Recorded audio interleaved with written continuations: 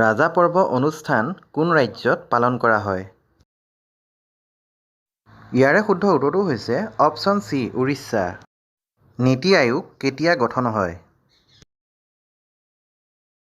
ইয়াৰে শুদ্ধ উত্তৰটো হৈছে অপশ্যন বি 2015 চন। প্ৰথম ঘূৰণীয়া মেচমেল কিমান চনত হৈছিল? ইয়াৰে শুদ্ধ উত্তৰটো হৈছে অপশ্যন বি 1930 চন। ভাৰতৰ সৈতে কিমানখন দেশৰ আন্তৰ্জাতিক সীমাৰেখা আছে? ইয়াৰ শুদ্ধ উত্তৰ হৈছে অপশ্যন বি 7খন। বি.চি. ৰায় ট্ৰফী কি খেলৰ লগত জড়িত? ইয়াৰে শুদ্ধ উত্তৰটো হৈছে অপশ্যন চি ফুটবল। য়েছ বেংক কেতিয়া স্থাপন হৈছিল? ইয়াৰে শুদ্ধ উত্তৰটো হৈছে অপশ্যন বি 2004 চন। ব্ৰাজিলৰ মুদ্ৰাৰ নাম? ইয়াৰ শুদ্ধ উত্তৰ হৈছে অপশ্যন বি ৰিয়েল। অসম সাহিত্য সভাৰ দ্বিতীয়গৰাকী সভাপতি?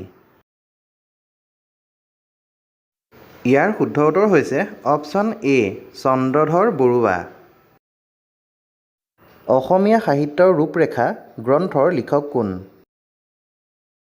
ইয়াৰ শুদ্ধ উত্তৰ হৈছে অপশ্যন বি মহেশ্বৰ নেওগ। ইছৰোৰ মুখ্য কাৰ্যালয় ক'ত?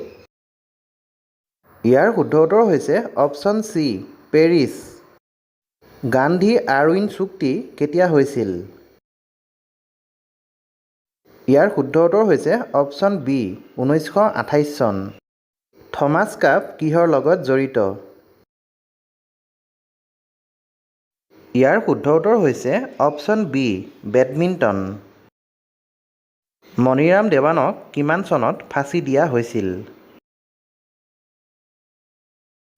ইয়াৰ শুদ্ধ উত্তৰ হৈছে অপশ্যন এ 1858। বকুল বনৰ কবি? ইয়াৰ শুদ্ধ উত্তৰ হৈছে অপশ্যন এ আনন্দৰাম বৰুৱা।